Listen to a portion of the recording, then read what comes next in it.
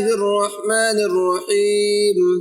سبح اسم ربك الأعلى الذي خلق فسوى والذي قدر فهدى والذي أخرج المرعى فجعله غثاء نحوا سنقرئك فلا تنسى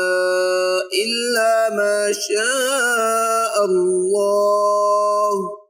إنه يعلم الجهر وما يخفى ونيسرك لليسرى فذكر إن نفعت الذكرى سيذكر من يخشى ويتجنبها الأشقى الذي يصلى النار الكبرى ثم لا يموت فيها ولا يحيا قد أفلح من تزكى وذكر اسم ربه فصلى بل تؤثرون الحياة الدنيا والآخرة خير وأبقى إن هذا لفي الصحف الأولى